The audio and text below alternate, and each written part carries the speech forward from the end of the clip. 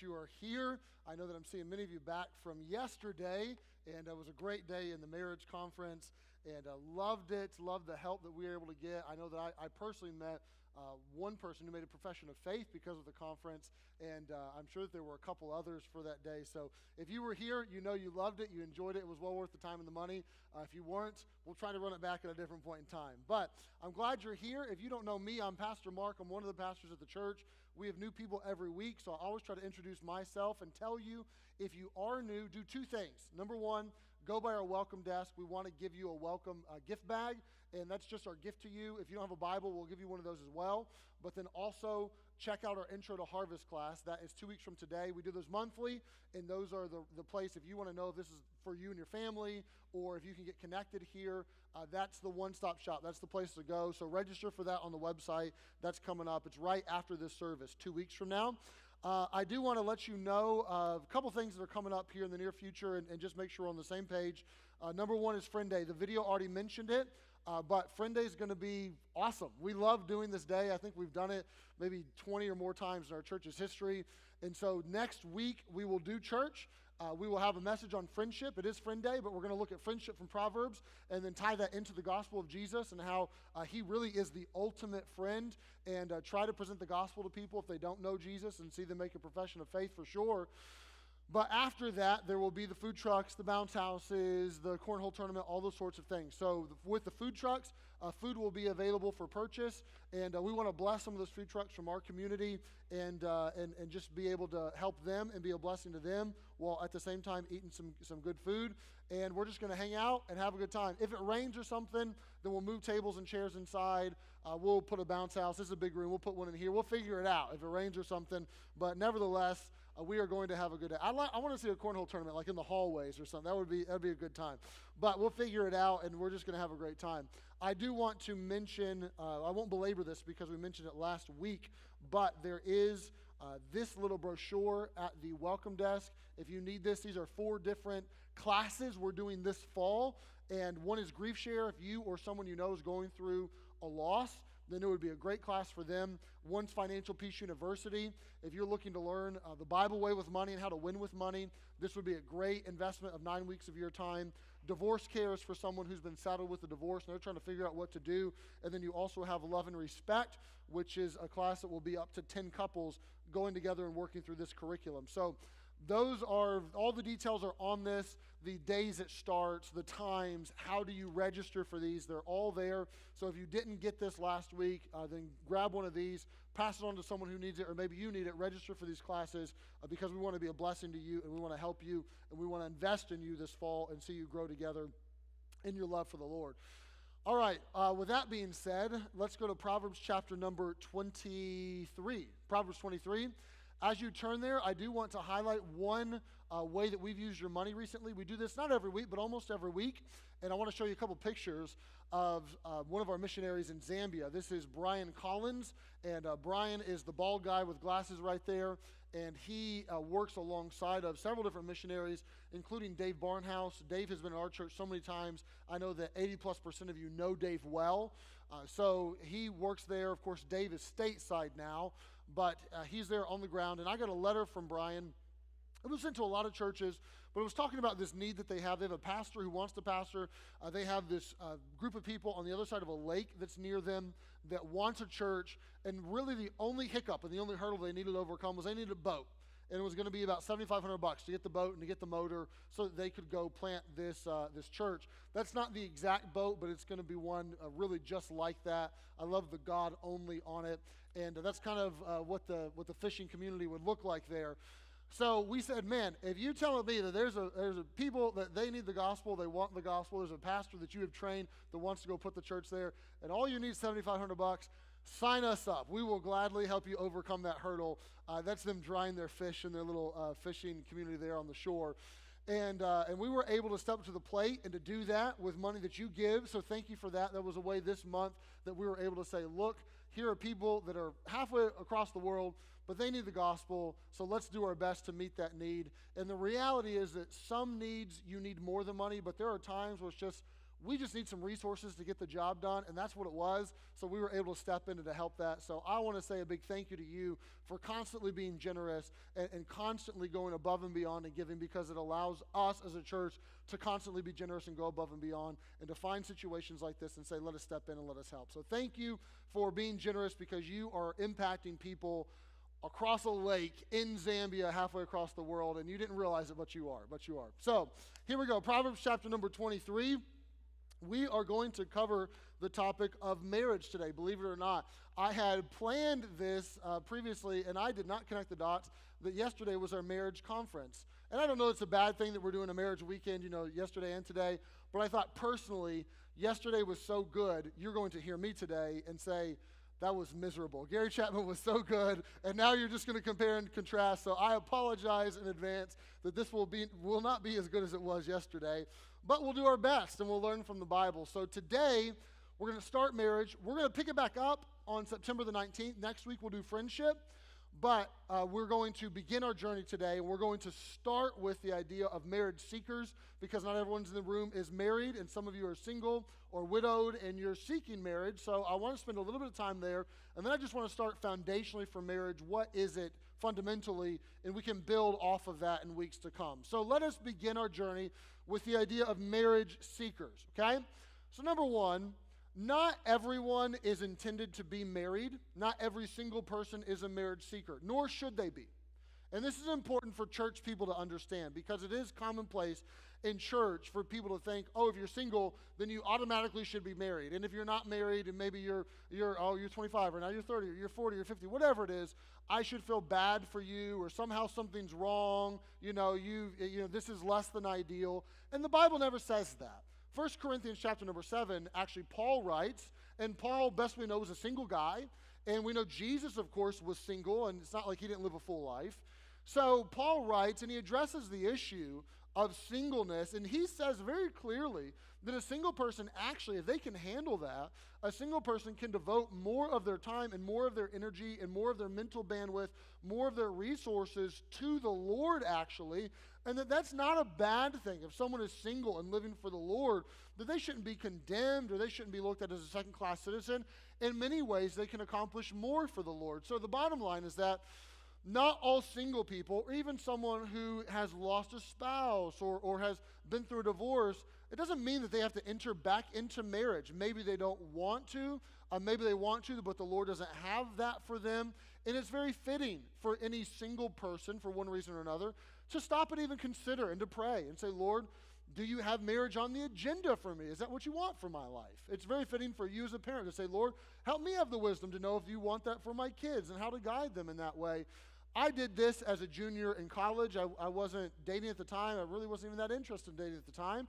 And I just took a season to stop and to pray and to fast and to say, Lord, is this what you want? Would you want me to be single and just go be a missionary somewhere or whatever? Like, I'm more than happy to. And obviously I'm married, so that wasn't what the Lord had. And even through that season, I didn't feel like I got a clear yes or a clear no in that season of life. But I wanted to stop and I wanted to consider it. So I will say single people consider it. Those of you that are married, or we'll just say the church, let's be very careful that we don't constantly push and prod incessantly single people into relationships. The church is notorious. And honestly, I would say that we're not the exception to the rule. We are the rule on this, and it's not a good thing. The church is notorious for taking single people that are in their 20s and not allowing them to have healthy friendships or relationships and constantly wanting to romanticize those, right? Oh, you're two single people, and you sit right down. I saw you were 2 rows apart from each other. I saw you normally sit 3 rows apart from each other, but you're 2 rows apart. Do I hear wedding bells? That sort of stuff. And we can get a little bit of laughter from it, and we can joke and stuff, but that gets old. It gets old. Allow people to seek the Lord and to have healthy relationships. Not all friendships need to turn into romantic relationships. Allow that to happen. That's proper and that's fitting. Jesus, as an adult man, had friendships with Mary and with Martha and those sorts of things. So we want to have a full, robust view on this and understand that we don't want to push everybody into one boat and say that, you all need to get married. You say, well, Pastor, time out. Doesn't the Bible say, and doesn't Proverbs say, that the person who finds a wife finds a good thing and obtains favor of the Lord? And I would say yes, and we'll cover that verse first. That is what Proverbs says. It says, whoso finds a wife finds a good thing and obtains favor of the Lord. But I would remind you, we said this at the onset of Proverbs.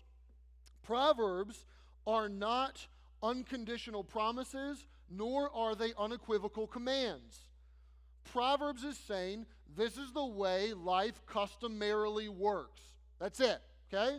So some of you would know people who found a wife but didn't find a good thing, all right? Some of us know people that they found a spouse and it was a disaster and it was a train smash, okay?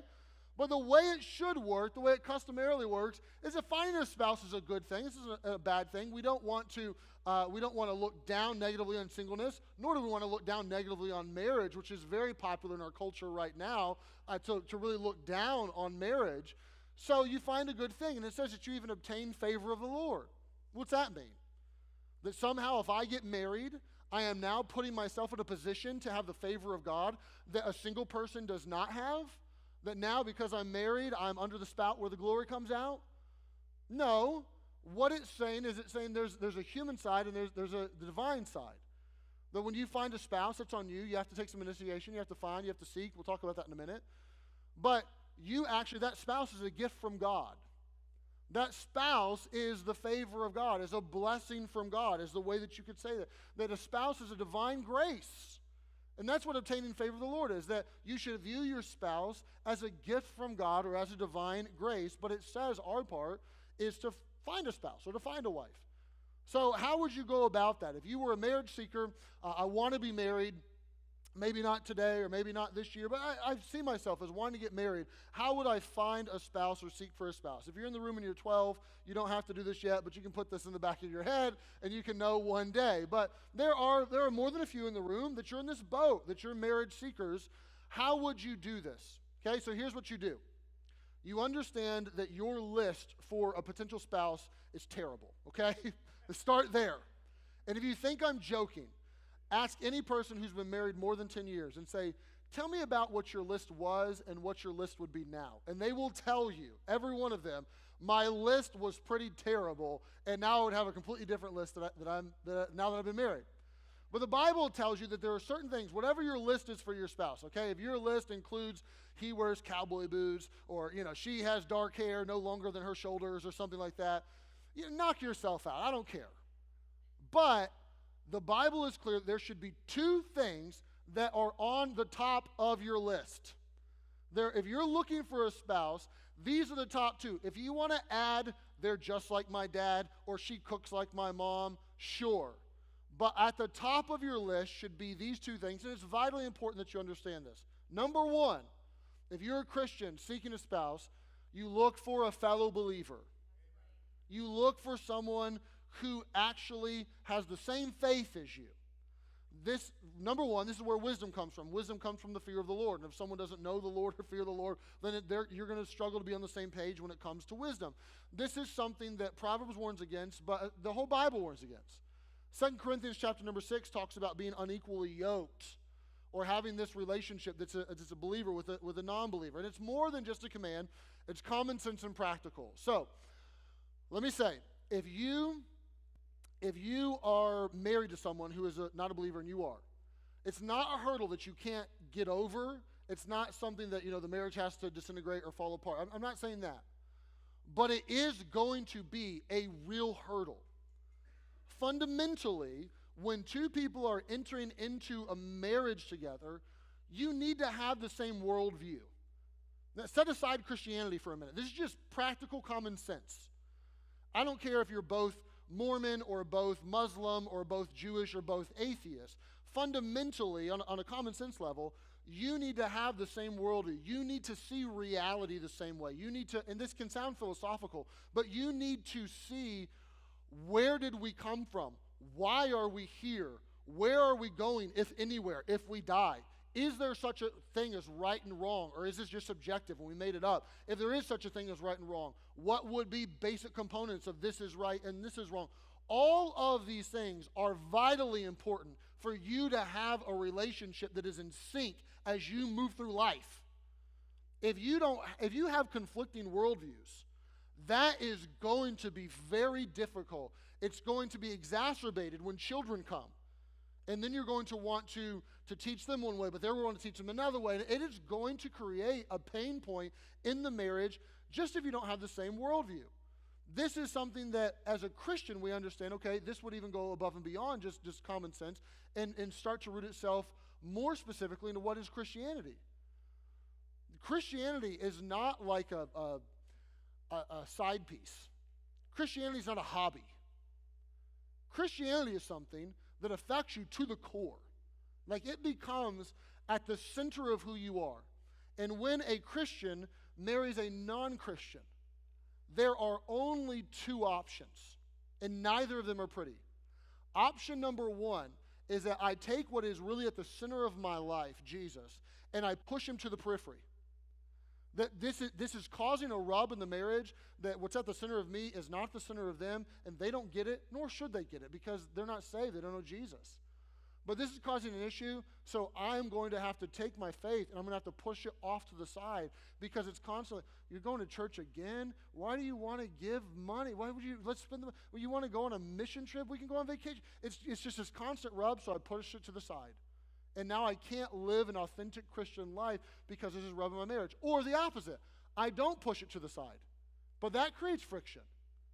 Because now this is at the center of who you are and what's driving you and helping inform your life and help you make decisions. And you're being filled up with the love of God. But the person that you love the most, the person that you want to know you the best, they don't get it. And you constantly have to suffer the person who you want to get you not getting you. So the Bible, when it tells a Christian to not marry a non-Christian, this is way more than, well, I want a Christian wife and a Christian husband so they can create Christian kids and so we can populate the world with little Christian people. That's not at all the intention. That's not it. The intention is health and wisdom for you. To know that if you authentically know Jesus and you're a Christian, this is going to be a massive pain point, and it will not be healthy for the marriage. That you want to find someone who has the same faith as you. Now, let me say this. This means that church is a good place to find a spouse. But it does not mean that church is a hunting reservation. Okay? Let's make this clear. In our area, we're one of the larger churches, so we get this relatively frequently. Someone who says, I am a Christian. I do want to marry, another Christian person, so I will come to church primarily to go fishing for another Christian. That rhymed. I didn't even mean to. The poet don't know it. Okay? Don't be fishing for Christians, okay? Do, but not primarily, is what I'm trying to say. When you come to church and your driving motivation is, hey, there's a big pond, so I'll be able to find somebody. No. If that's completely ancillary and that's part of it, I'm fine with that. That's good. You should want to find another Christian. Church is a reasonable place to find a Christian. You go to the bar and you're probably not going to find great Christians there on Saturday night. But come to church, you may find some. But when you come to church, we come to worship God. We come to edify each other. We come to learn the Word. That's primary. The other is secondary, so if you're a marriage seeker and you want another Christian, do not be thinking that this is a honey reservation, because someone's going to pick up on that real quick and it's not going to go well. You need to primarily be here to worship the Lord and to learn the Scriptures and to edify each other. But secondly, okay, here's your list. Number one, they're a Christian. Number two, they have such spiritual character that it's praiseworthy. They have spiritual character that evokes admiration from me and from others. And this is what Proverbs 31 will say. Favor is deceitful and beauty is vain. But a woman that fears the Lord, she shall be praised. All right, so she's not going to fear the Lord without knowing God authentically first and foremost. But then this goes above and beyond that. And it tells you that favor or that charm or that beauty, that's deceitful and that's vain. Now, our culture places a tremendous amount of value on the size of her waist and the size of his wallet. Proverbs never does that. It never says put those on the top of your list.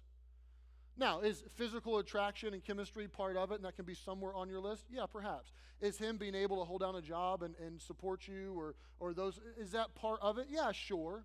That's going to be factored in. But that's not the top of the list.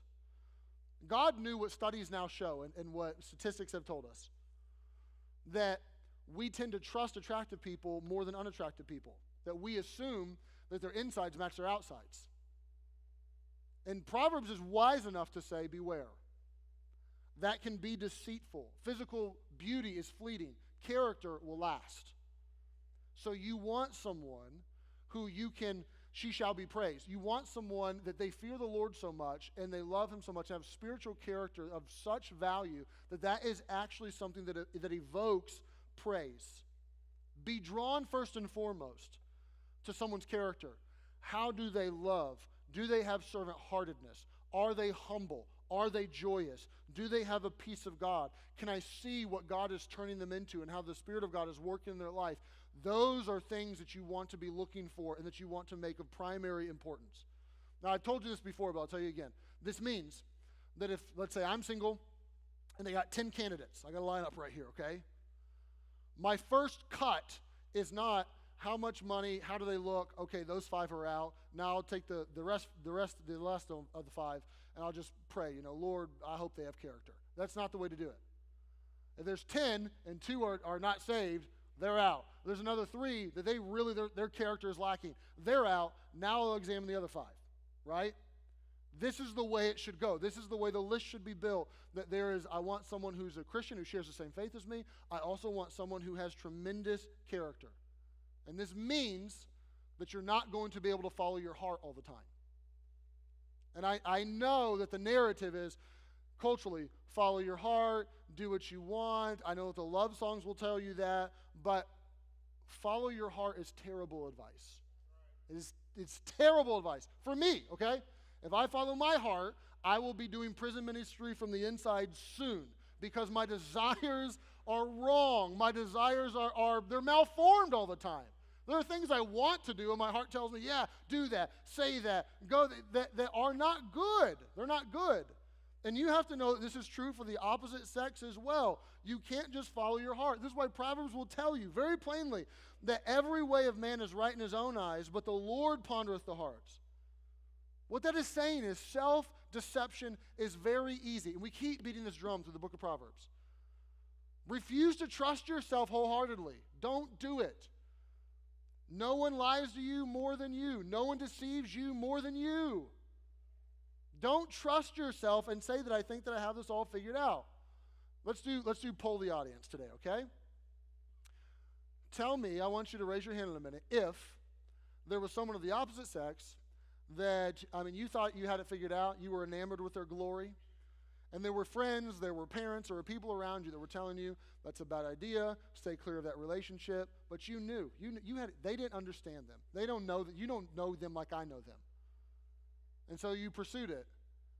And then your heart got broke. Then you discovered, oh, they were right, that character was lacking. Then you got all tore up and it wasn't pretty. How many of you, whether 14, 24, 34, whatever, at one point in time you were in this boat, okay? My hand's up with you. I've been in this boat as a teenager, right? That's quite a few of us that are honest enough to say that, okay? If you are a marriage seeker, look at those hands and know that they thought they had it figured out, just like you think you have it figured out. Stop and don't trust your own heart. I'm not saying that your heart or emotions have nothing to do with this, but you have to have the wisdom and the self-discipline to step back and invite other people in. Mom, dad, grandma, grandpa, pastor, teacher, good friends, to invite their wisdom in and to say, help me, am I seeing this right? Here's what I see. Do you see the same thing? Are there any red flags with you? You have to be self-disciplined enough to do that. Parents, at times, you have to insert yourself and you have to push yourself in that, and they don't want it, and that gets messy quickly. But parents, especially when you have teenagers, you won't regret holding firm and doing that for them because they need it, even if they don't want it. What Proverbs tells us is that you can deceive yourself very quickly. This is why you come to this part of Proverbs, and this is where I wanted you to turn, Proverbs 23. This is one of the most interesting parts of the whole book of Proverbs to me. And the whole book is great. But this part has always just enthralled me. Because the book of Proverbs is a father telling a son, here's how to handle simple people. Here's how to handle the scornful person. Here's how to handle the foolish person. Here's how to answer them. Here's how to handle money. When you get authority and you get power and the crown's on your head, handle it this way. It's all this, here's the wisdom that you need for these situations and these people. But you come to this moment in Proverbs, and it's utterly unique. It's a moment where Solomon says, son, I don't got a lot of wisdom on this one. You just got to trust me. And here's what he says. Proverbs 23, verse number 26. My son, give me thine heart, and let mine eyes observe my ways. For a whore is a deep ditch, and a strange woman is a narrow pit. She also lieth in wait as for a prey, and increases the transgressors among men. The entire book is here's how to handle, here's how to handle, here's how to handle. But Solomon says, hey, on this one, give me your heart, trust me. I try to preach and teach to our teenagers every 2 or 3 years on this passage because they need it. If you're a teenager or a young adult, and maybe you're 18, 20, 22, whatever, you need this. When it comes to the opposite sex, when it comes to seeking marriage, you need to have, ideally parents, if not, then someone else that your heart is safely trusting in. Someone that you can say, you know what, I don't trust myself, I'm going to trust you, I'm going to give you my heart on this, I'm going to allow you to speak into this, I'm going to allow you some leverage on this. And by the way, this isn't just for 17-year-olds, okay? This applies to even those that are older. This applies to even those that are widowed.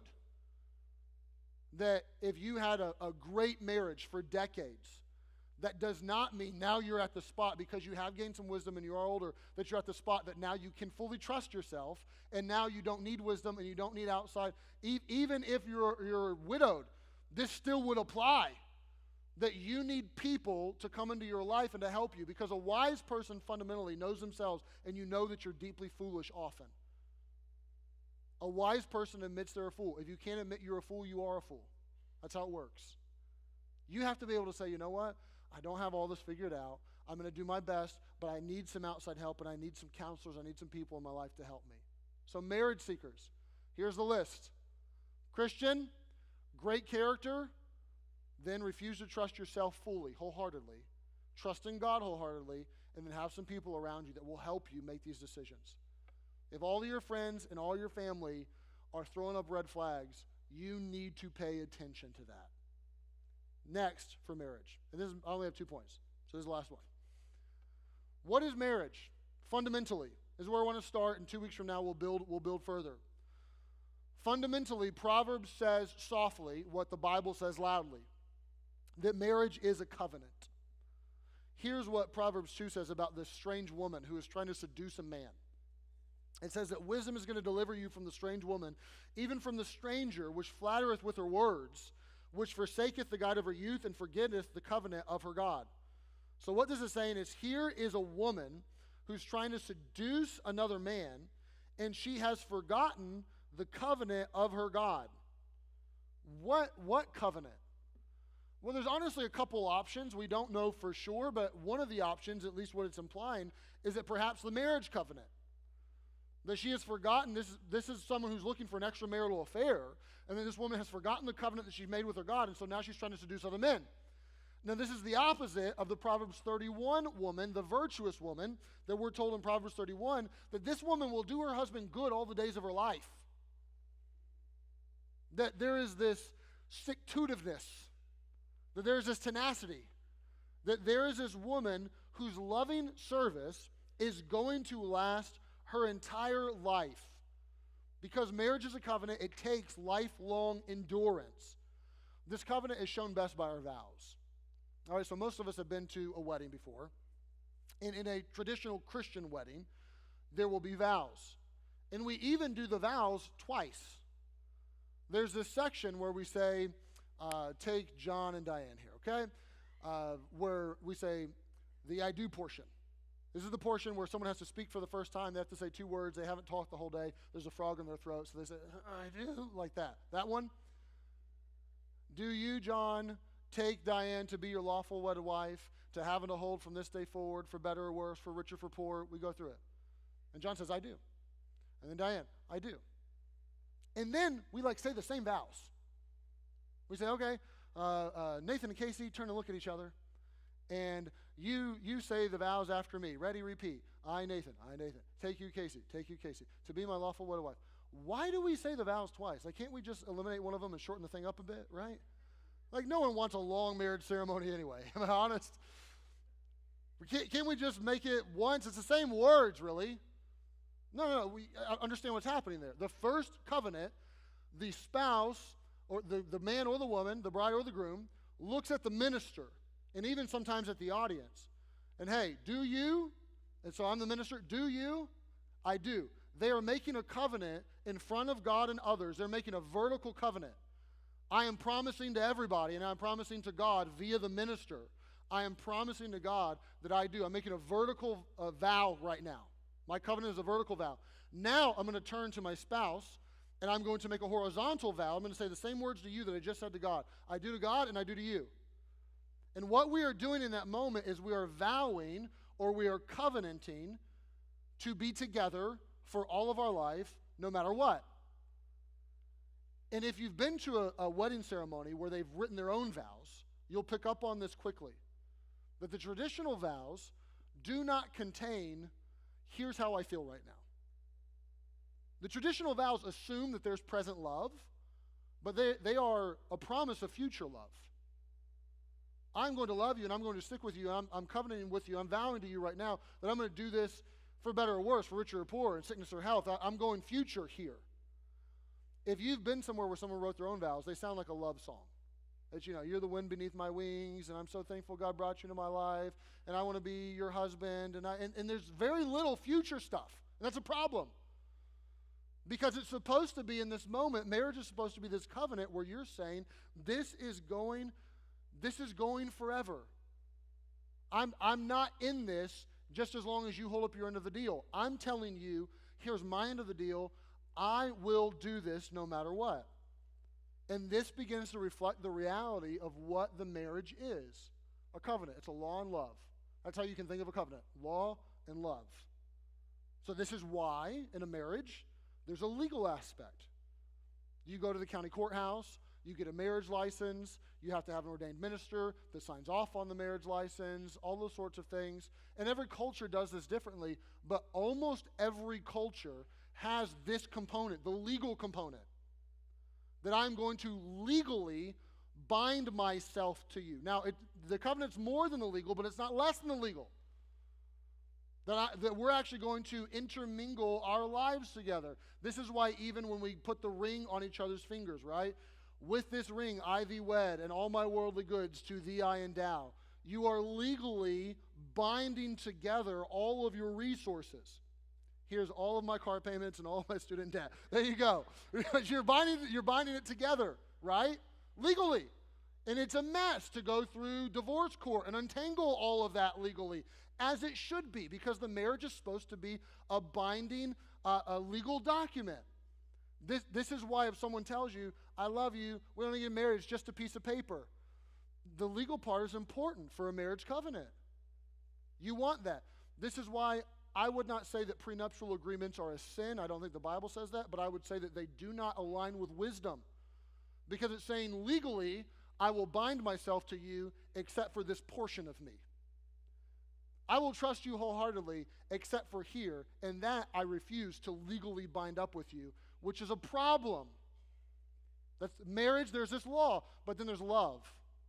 It's not just law, it's love. And that's where the promise of the future love comes into play. That it's not just that I'm entering a contract with you.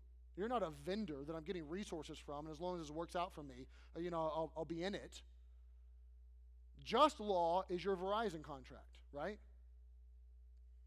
I tell you, Verizon, I will pay you $70 a month plus 800 taxes and fees, I will give you that. You know how that goes.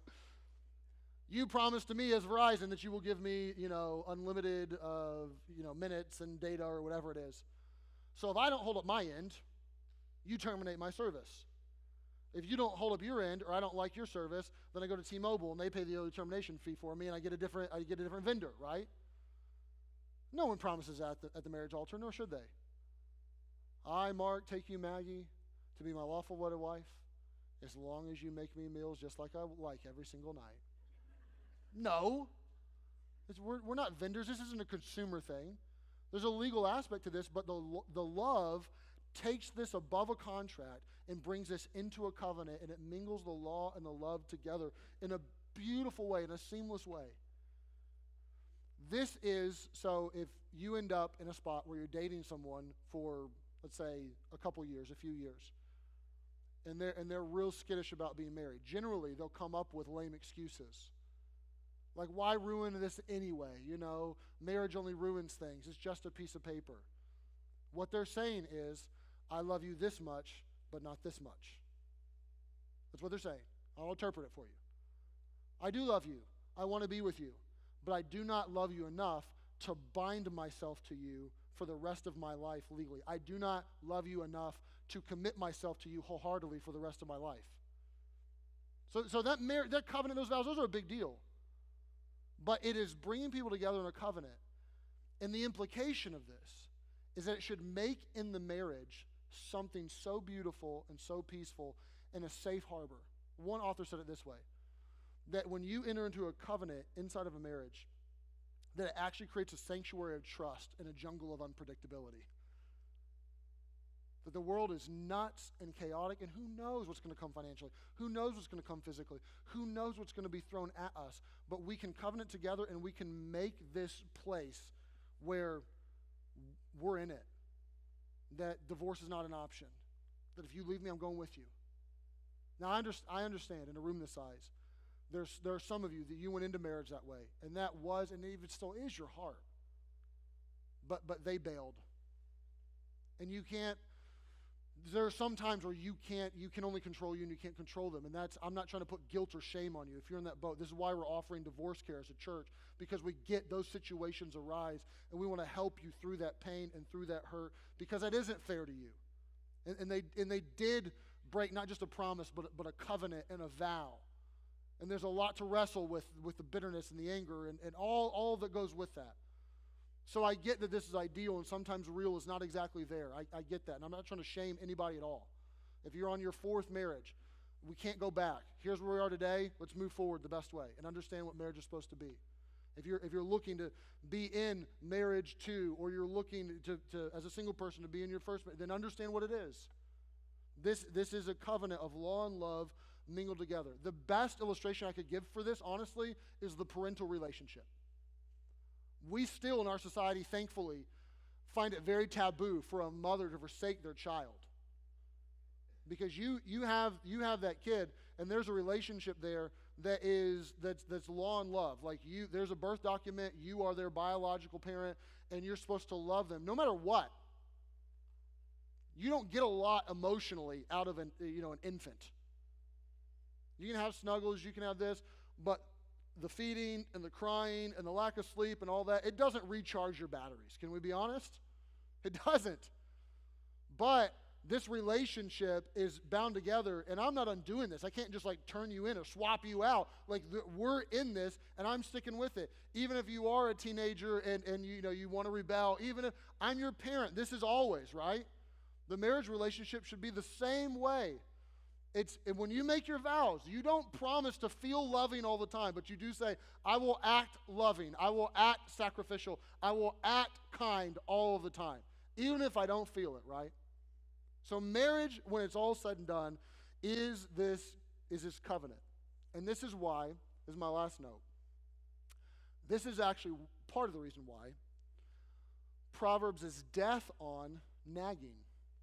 And you may not have ever connected these dots, but because you're supposed to have this sanctuary of trust in the jungle of unpredictability, the scriptures teach that when you nag each other, you begin to erode the sanctuary of trust. If you think I'm making it up, look at it with me. Look at Proverbs chapter number 21. We'll put it on the screen, I think, as well. This is written most specifically to women because, and in my personal experience, this happens more with women. It could be for men as well, but women, I would say, take special note. It's better to dwell in the corner of a housetop than with a brawling woman in a wide house. It's better to dwell in the wilderness than with a contentious and an angry woman. All right, the marriage covenant is supposed to provide the safe haven, the shelter of rest from the world, the sanctuary of trust. And when there is constant nagging, this is saying it makes you feel as though you have no walls around you.